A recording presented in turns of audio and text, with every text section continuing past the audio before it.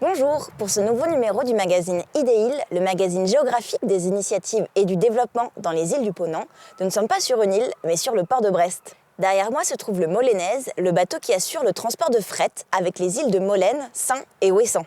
Dans le sens continent-île, les bateaux de fret permettent l'importation de toutes les marchandises nécessaires à la vie sur l'île qui n'y sont pas produites. Dans le sens île-continent, ils transportent les productions des entreprises insulaires.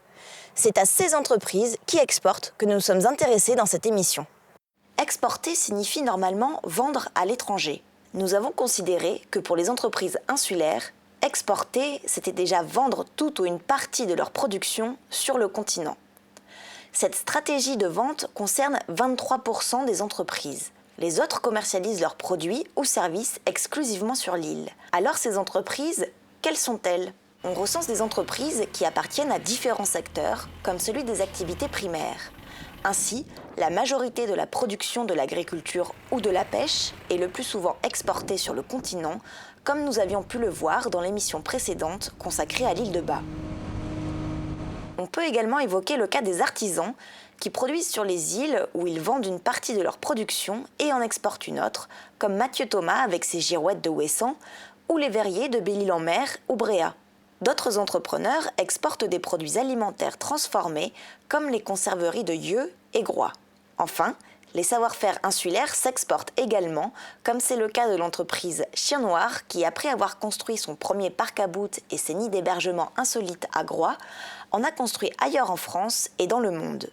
Parmi toutes ces entreprises insulaires, nous avons choisi de nous intéresser plus particulièrement aux grandes entreprises qui ont choisi l'export comme stratégie pour se développer. Nous avons considéré que les grandes entreprises insulaires étaient celles qui embauchaient plus de 6 salariés. Celles-ci ne représentent que 112 entreprises, soit près de 5% des entreprises privées des îles du Ponant. On observe que ces entreprises se situent le plus souvent sur les grandes îles. Ces 112 entreprises sont réparties dans les 3 secteurs d'activité. Minoritaires dans le secteur primaire, ce sont surtout des grands armements de pêche de l'île-dieu. Dans le secteur secondaire, on retrouve en grande majorité des entreprises du bâtiment. Enfin, près de la moitié des grandes entreprises appartiennent au secteur tertiaire avec des entreprises de transport, de commerce et des industries.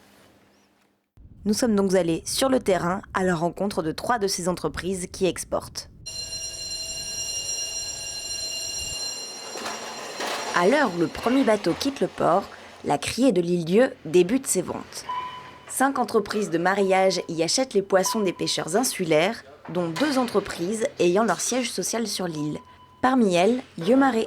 L'OP a été créée, l'organisation de producteurs en 1981. C'était l'occasion pour les producteurs de se regrouper et de pouvoir peser sur le marché.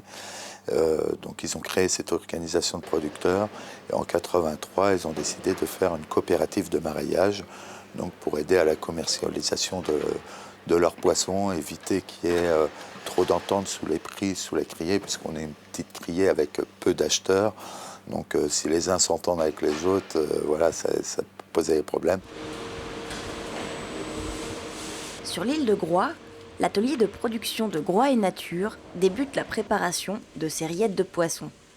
Alors Groix et Nature, c'est avant tout l'histoire d'une rencontre, l'histoire entre Christian Guyader, entrepreneur et président du groupe Guyader Gastronomie, avec Dominique Yvon, maire de Groix. Je lui avais fait part des inquiétudes qu'on pouvait avoir dans les îles et qu'il était difficile de créer de l'emploi et que si on n'y prenait pas garde et si on ne se battait pas pour créer des emplois, à terme, les îles étaient condamnées à mourir, quoi, hein. Et donc, il me l'a dit après, il dit, j'étais très sensible aux propos que tu m'as tenus. Et je me suis dit, mais après tout, pourquoi pas à Groix, quoi, hein. Il y a l'image de marque qui est formidable. Il y a une vieille tradition de conserverie sur l'île. Pourquoi ne pas essayer, quoi. L'entreprise a été créée en 2000.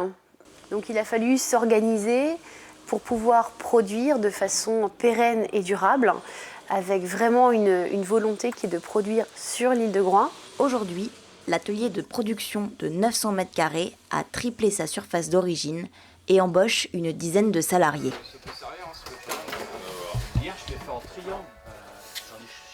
Sur la plus grande des îles du Ponant, les employés de l'entreprise Ultimate Fishing préparent les commandes de matériel de pêche plaisance pour les expédier à leurs clients.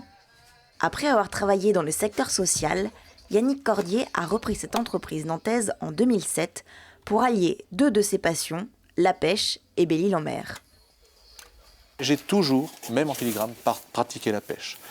Et je me suis retrouvé un beau jour en vacances, tout simplement à Belle-Île-en-Mer. Et j'ai pu donc aller à la pêche à Belle-Île-en-Mer. Puis ça a très très mal tourné. Je suis venu la première année 1 fois, la deuxième année 2 fois, la troisième année 4 fois. La 5e année, j'étais là tout le temps. J'ai dit là, il va falloir que je change de vie.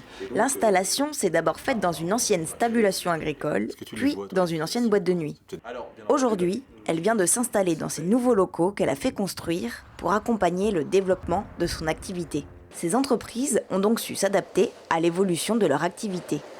Le commerce n'est plus le même. Avant, on vendait des tonnes et des tonnes de poissons à un seul client, ou 2 ou 3 ou 4 ou 5 clients. On n'avait pas besoin de passer toute notre journée au téléphone comme on le fait maintenant. Là, le poisson vend par caisse de 2, 3, 4 kilos, 5 kilos, par 2 pièces, par une pièce. Alors qu'avant, comme je vous disais tout à l'heure, on vendait le poisson en caisse de 25-30 kilos. Ça. Le métier n'est plus le même du tout. Groix et Nature entretient l'histoire de la conserverie groisillonne tout en développant des produits innovants. Pour nos 15 ans, nous avons fait un coffret en édition limitée. Il nous a paru, là encore, assez évident et logique de valoriser une seule matière première qui est le thon.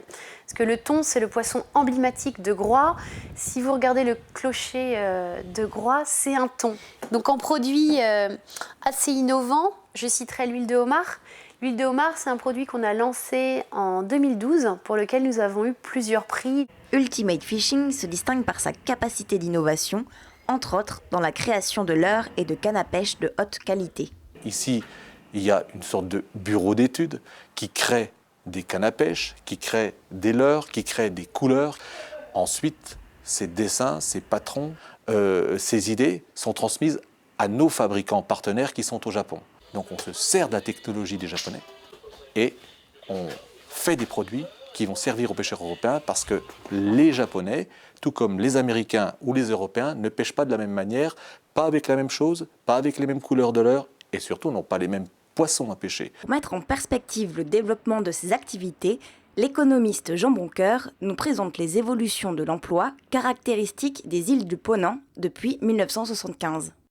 Vous avez comparé les caractéristiques de l'emploi insulaire avec l'emploi continental ? Voilà, c'est ça. Alors l'idée, c'était pour essayer non seulement de repérer des tendances, mais d'essayer d'apporter des éléments d'interprétation. C'était de voir si les tendances observées dans les îles étaient comparables ou non aux tendances en matière d'emploi observées sur le continent. Il y a d'abord eu une comparaison très globale avec ce qui se passait en France métropolitaine, mais on a essayé d'être un peu plus fin, c'est-à-dire de comparer l'évolution de l'emploi dans les îles avec l'évolution de l'emploi dans ce qu'on appelle dans le jargon les zones d'emploi limitrophes, donc les zones continentales proches des îles qui constituent des bassins d'emploi. Le premier résultat, c'est une comparaison de l'indice d'évolution de l'emploi dans les îles avec la France et les zones d'emploi. Tout à fait. Alors en ce qui concerne l'emploi global, grosso modo, il y a 2 sous-périodes. La période qui va de 1975 à 1990 à peu près, on a une évolution nettement moins favorable de l'emploi dans les îles. Et puis, deuxième sous-période, assez contrastée, de 1990 à 2009, là, l'emploi dans les îles est au moins aussi dynamique, si ce n'est un peu plus dynamique que sur le continent. Alors, bien évidemment, les choses ne se sont pas arrêtées en 2009, hein, et la période que l'on a connue depuis est une période très compliquée et difficile sur le plan économique, puisque c'est la période de la crise qui a démarré en 2008, mais qui a commencé à vraiment faire sentir ses effets en 2009-2010. Et on voit bien que l'évolution est beaucoup moins favorable, partout, bien entendu. Ouais. Hein, l'emploi a connu une tendance défavorable un peu partout, mais il semble, d'après les chiffres que j'ai pu consulter, que l'évolution de l'emploi a été particulièrement défavorable sur les îles depuis, entre le recensement de 2009 et le recensement de 2012. Là, on a comparé l'emploi général global, oui. Et on a pu distinguer 2 sphères. L'INSEE propose notamment une distinction entre 2 types d'emplois qui est intéressante pour notre étude. C'était la distinction entre les emplois dits présentiels et les emplois non présentiels. Schématiquement, les emplois présentiels, ce sont les emplois essentiellement de services qui servent à la consommation finale de la population limitrophe. des emplois de commerce, de service à la personne, d'administration, de voisinage, tous ces emplois qui nécessitent une présence à proximité. Et puis le non présentiel, c'est tout le reste, c'est-à-dire des biens ou des services qui peuvent être utilisés par des personnes qui peuvent être très loin ou dans d'autres pays, les produits agricoles, les produits manufacturés ou certains services également. Bon. Alors il faut faire attention à une chose, c'est que les emplois présentiels sont des emplois qui servent aux besoins de la population qui se trouve sur place, mais pas nécessairement la population permanente. Il y a aussi, les emplois présentiels sont des emplois qui servent aussi à la consommation des touristes, ou des personnes qui sont là une partie de l'année. Ce sont souvent les mêmes d'ailleurs, typiquement les commerces de détail. Alors donc, quand on compare l'évolution des deux types d'emplois, à partir de 1990, on a un dynamisme assez net de l'emploi dans les îles du Ponant. Ceci ne concerne pas du tout l'emploi non présentiel. L'emploi non présentiel diminue, et il diminue pas que dans les îles, mais il diminue beaucoup plus fortement dans les îles que sur le continent. Donc ça veut dire que l'évolution favorable de l'emploi que l'on a observé dans les îles du Ponant, au moins jusqu'en 2012, puisque j'ai dit qu'avec la crise, cette tendance avait été quand même inversée au cours des dernières années, mais au moins jusqu'à 2012, l'évolution favorable de l'emploi est due exclusivement à l'emploi présentiel. Et la hausse de l'emploi présentiel a fait plus que compenser la baisse de l'emploi non présentiel. Et là, il y a vraiment une différence avec le continent. Alors pourquoi est-ce que c'est plus marqué sur les îles? La première idée, c'est de regarder évidemment la démographie, de regarder l'évolution de la population permanente. Et là, il est clair que ce n'est pas ça qui va expliquer l'évolution de l'emploi présentiel. Pourquoi? Parce que la démographie des îles est marquée par une non-augmentation de la population, globalement. Donc je pense qu'il faut chercher davantage l'explication du côté de la population non permanente, ce qu'on appelle les touristes au sens large, y compris les résidences secondaires, bien entendu. Revenons maintenant sur le terrain pour comprendre comment les entreprises insulaires qui exportent s'intègrent à l'espace national et international. Le matin, comme vous avez pu voir ce matin, donc après il y a la vente. Chaque marailleur récupère ses lots. Après, chaque marailleur fait ce qu'il veut de son poisson, c'est-à-dire le calibre, le retravaille, le reconditionne, le fait le filetage avec, ou le décapite, enfin, etc., en fonction de ses demandes de ses clients. Après, le poisson est mis sur palette ici, sur place. Il part en bout de criée, il est pris en charge par un petit transporteur, etc. Donc ça va après jusqu'à Fromentine. C'est pris en charge par le transporteur frigorifique, forcément. Ça arrive après directement chez le client, soit à Rungis, soit à Nantes, enfin comme l'acheminement classique d'un marailleur classique, quoi, je veux dire. Cependant, en fonction des horaires de la marée, la marchandise doit parfois transiter par les Sables d'Olonne, ce qui nécessite de nombreuses adaptations. Nos bateaux passent qu'à marée haute. La marée haute se décale d'1 heure tous les jours. Donc, quand on fait les horaires des bateaux, on essaye de caler le caboteur en fin de matinée jusqu'en début d'après-midi, ce qui nous permet de faire la plupart des destinations. Mais une semaine sur deux, ça, c'est pas possible. Donc, c'est des bateaux qui sont le soir. Donc, c'est pour ça qu'on a notre case au Sables d'Olonne pour préacheminer le poisson. Donc, on a ce coût de transfert. Et surtout, on achète pour expédier dans la journée, enfin le soir au Sables d'Olonne, et on rachète le lendemain matin avant d'avoir vendu la camelote de la veille.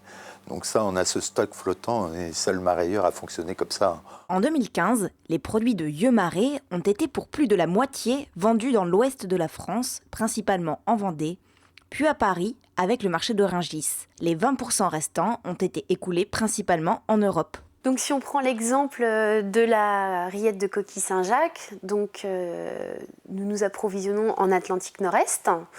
Les coquilles arrivent sur l'île de Groix où elles sont donc transformées, préparées, cuisinées dans un premier temps. Ensuite elles sont dosées, puis conditionnées pour coller l'étiquette, mis en carton. Et ensuite donc les produits sont expédiés sur le continent, à Lorient, dans notre entrepôt où nous stockons tous les produits, avant de repartir après en France ou à l'étranger. Groix et Nature écoule 5% de ses produits dans sa boutique et sur les autres commerces de l'île. La Bretagne représente 55% de ses ventes, l'Île-de-France 20% et les autres 20% sont écoulés ailleurs en France et dans le monde. L'exportation internationale a ainsi augmenté de 90% en 2015, en direction de l'Asie principalement, mais également vers l'Europe et les États-Unis. Ultimate Fishing reçoit ses produits venus principalement du Japon sur Belle-Île. Ils y sont stockés jusqu'à leur commande par un détaillant. La commande préparée est acheminée à la Poste de Lille, qui prend en charge la suite du parcours des produits, en France dans 85% des cas et ailleurs dans le monde. Ce système d'import-export fonctionne également grâce à des partenariats négociés avec différents transporteurs afin de minimiser le coût des transports. De par leurs exportations, ces entreprises dessinent donc aux îles un vaste rayonnement géographique. Sur leur territoire, elles permettent de créer de l'emploi et de maintenir une vie sur l'île. C'est la seule usine de Gros de manière. Là, il y a une autre qui se construit juste à côté, là, qui vont faire des biscuits bientôt. Là. Mais sinon, on est les seuls à faire ça, donc c'est bien. Puis Gros, c'était l'usine avant aussi, c'était beaucoup ça avec le thon, les conserves et tout, donc on reprend un petit peu ça, du coup c'est sympa quoi. On continue un peu l'histoire quoi. Ils embauchent des jeunes, donc du coup ça permet déjà de les faire rester sur l'île, ce qui est une bonne chose. Et puis bon, ça continue à évoluer, ils vont continuer à embaucher au bout d'un moment, donc plus on produira, plus il faut embaucher, c'est une très bonne chose qu'il y a l'usine ici. Ouais. Entre criée et maraîllage, je sais pas trop, entre 30 et 40 personnes. C'est la petite pêche qui se maintient malgré tout, a pu ce genre de débouché. Je pense qu'à terme, ça va péricliter. Et la petite pêche, c'est aussi un vivier de matelots pour la grande pêche. Donc en fait, tout est imbriqué. Et si d'aventure la criée fermait, c'était... je pense que ce serait déjà un très mauvais signal donné à la population. Pas la peine de faire la pêche, c'est foutu, on voit bien, crier ferme, machin, etc. Donc ce serait un très mauvais signal. Mais en plus, ça poserait des problèmes à terme pour les pêcheurs dans le renouvellement. On péricliterait de toute manière. La criée coulera pas toute seule. Elles permettent également de créer des collaborations innovantes avec les autres entreprises insulaires, comme avec Groix Aliotis, qui produit des ormeaux. L'ormeau brut est un de nos produits phares pour les restaurateurs, mais c'est vrai qu'il faut le transformer. Si on veut perdurer l'activité, il faut quand même la transformer, donc que ce soit par des partenariats avec Groix Nature, donc qui est un partenariat pour nous essentiel. Ça permet d'avoir des produits aux normes, mais quand même avec nos valeurs et nos traditions, donc on n'est pas qu'un industriel classique, quoi. Donc c'est vrai que ça c'est bien. Et donc on fait nous du sous-vide, on propose de nouveaux produits, des ormeaux décortiqués en conserve ou en bocaux que nous fait Groix Nature, mais c'est sur nos directives. Donc ça permet, il faut élaborer parce que la plus-value nous permettra d'embaucher et d'améliorer aussi, parce que le tonnage ne sera pas extensible. On pourrait, mais en tant qu'artisan, je me sens artisan, je ne voudrais pas non plus tomber dans des gros volumes. Donc il faut les valoriser. Voilà. Pour conclure cette analyse de l'exportation insulaire, nous avons posé 3 questions aux intervenants de cette émission. Quelle est la principale contrainte pour qu'une entreprise développe l'exportation sur une île ? C'est des contraintes qu'il faut anticiper. C'est tout simplement s'il y a une machine qui tombe en panne, il faut savoir la réparer parce qu'on ne peut pas appeler le réparateur ou il ne va pas venir dans la journée. Ça requiert en fait d'être un peu plus autonome, je pense, dans notre process, dans notre façon de nous adapter aux choses. Et également tout ce qui est lié au transport, qu'il faut aussi anticiper. La principale contrainte, c'est les horaires de transport. Hein. L'irrégularité dans les horaires de transport, bien sûr. Sur une île, il n'y a pas toujours des services qui vont autour d'une entreprise ne sont pas toujours aussi sont pas présents ou très très proches. Pour moi, il n'y a pas de contrainte particulière, donc on a quand même des horaires de bateau, tout ça, mais on s'adapte. Hein, un professionnel doit s'adapter à tout, donc là non. C'est plutôt dans la tarification. Dans mon cas, nous on est sur des produits chers et donc des petites quantités, donc on se débrouille quand même. Mais pour justement défendre les autres collègues, le mytiliculteur, la moule, c'est pas très cher. La biscuiterie qui expédie quelques gâteaux, donc c'est pas très cher. Et donc le port est très important. Quel est le principal atout pour qu'une entreprise développe l'exportation ? On a la chance de vendre un produit quand même de qualité, quoi. Le poisson qui débarque à l'île, c'est pas du chalutage, c'est pas du poisson de 15 jours de mer. Et puis on décompresse très très vite quand on sort du travail. C'est clair que poisson de l'île-dieu, barre de ligne de l'île-dieu ou de la sole de l'île-dieu, c'est vendeur. Donc ça, c'est un atout. Il y a quand même pas mal de contraintes derrière qui contrebalancent largement les atouts. Hein. C'est de revaloriser une activité ancestrale qui est la conserverie de poissons. On a Lorient en face, qui n'est pas très loin, avec la gare maritime, la gare routière, la gare SNCF et l'aéroport de Lannewiwe. Dans mon activité, on est 2 en normaux en France, et donc les gens, c'est vrai qu'hélas, on a qualité égale. Les gens, Île-de-Groix, ça les fait rêver. Alors. Je peux juste vous dire que si j'étais sur le continent avec une entreprise comme celle-ci, même pas forcément à Paris, eh bien, l'assurance de mon bâtiment, le coût de l'assurance de mon bâtiment ne serait pas du tout le même. Je pense que dans certaines zones, j'aurais besoin d'un vigile toute la nuit. Alors, on va parler un tout petit peu aussi de l'aspect ressources humaines. Quand vous avez le bonheur, ce qui est mon cas, de trouver des gens qui sont investis dans leur boulot, qui vivent sur une île, qui ne rêvent que d'une chose, c'est d'avoir un emploi à l'année, ben je peux vous dire que ces gens-là, ils ne changent pas de poste tous les 2 mois. Ils sont bien avec vous, ils avancent dans l'aventure avec vous. Et ça, c'est quelque chose de très important dans une entreprise. Quel type de production exportable pourrait être développé ? Alors pourquoi pas fabriquer ici ? Ben, c'est un vrai challenge et quelque chose qui est tout à fait possible. Bon, ça ne sera pas mon cas parce que moi j'ai monté cette entreprise, j'ai maintenant un âge qui ne me permet pas de voir ça dans le futur aussi facilement que pourrait l'avoir un jeune, mais j'espère bien que si je transmets mon entreprise à une ou des personnes qui ont cette fougue encore et puis qui croient autant que moi j'y crois aujourd'hui, eh bien j'espère bien qu'on verra un petit atelier de montage de leurre qui ira jusqu'au bout, voire même la fabrication de canne à pêche, puisque de toute façon aujourd'hui, on fait fabriquer à notre fournisseur japonais, on le fait travailler, plus de 4 mois dans l'année juste pour Ultimate Fishing. C'est surtout les produits alimentaires. Hein. On ne va pas monter une aciérie à Groix, mais des produits alimentaires, il y a encore de la place. Là, il y aura une fumaison, une biscuiterie, Groix Nature. Bon, on pourrait concevoir peut-être une entreprise qui puisse traiter des algues. Je ne sais pas, il y a de l'eau de mer même. Moi, je dis, mes collègues de l'association des producteurs, tout est à faire à Groix. Donc, je ne vois pas de limite. Bon, après, bien sûr, les fraises ou des choses avec des températures qui ne s'y prêtent pas en agriculture, mais que ce soit en production artisanale ou agricole ou aquacole, on peut tout faire. Hein. Donc, en travaillant bien, justement, on arrive à en vivre. On peut développer pas mal de choses. Enfin, voici la synthèse scientifique de Louis Brigand. Alors pourquoi s'intéresser aux îles qui exportent dans cette émission ? Eh bien, d'autant qu'aujourd'hui, la tendance, et elle est tout à fait légitime et je pense intéressante, c'est de favoriser des circuits courts qui permettent d'écouler sur le territoire ilien les productions. Pourtant, ce modèle économique, il n'a pas toujours existé. À l'époque de l'apogée d'îles comme Groix ou Belle-Île, où les produits de la mer étaient transformés notamment via les conserveries, on exportait très largement sur le continent. On construisait même des bateaux à Belle-Île qui étaient utilisés par les marins groisillons pour pêcher le thon. Au-delà, à Belle-Île aussi, certains produits agricoles étaient exportés sur le continent. Et même sur des petites îles comme Saint ou Molène, eh bien, il y avait des viviers dans lesquels on conservait les crustacés qui ensuite étaient vendus à des restaurateurs sur le continent.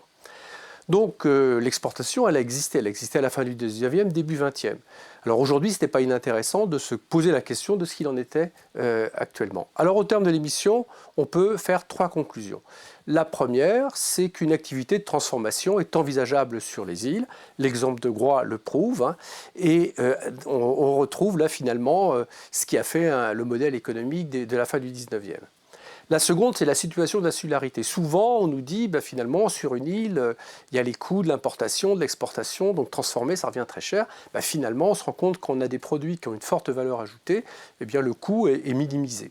Donc, sans dénigrer le fait qu'effectivement, il y a des pénalités qui sont liées au transport, eh bien, ces pénalités, avec certains produits, on peut les lever. Et puis la troisième, ce sont les nouvelles technologies. On n'a pas du tout traité cette question-là dans le cadre de l'émission. On y reviendra dans une émission prochaine, mais il est évident qu'aujourd'hui, avec l'Internet, eh bien, on s'ouvre à des marchés qui étaient quasiment inexploitables autrefois. Donc on peut dire que l'exportation de produits à forte valeur ajoutée, c'est une réalité qui peut peut-être se développer dans les îles. On peut même se dire que finalement, pendant des décennies, on a vécu sous le rythme de l'importation. Aujourd'hui, il y a des espoirs de pouvoir exporter, on a donné quelques exemples, et peut-être que ces nouveaux modèles vont à terme modifier très largement les termes des échanges entre les îles et le continent. Cette émission touche à sa fin, on se retrouve le mois prochain pour une émission consacrée à l'île aux Moines. Et d'ici là, on vous laisse avec les images d'un ancien tonnier manœuvrant dans le port de Groix. À bientôt!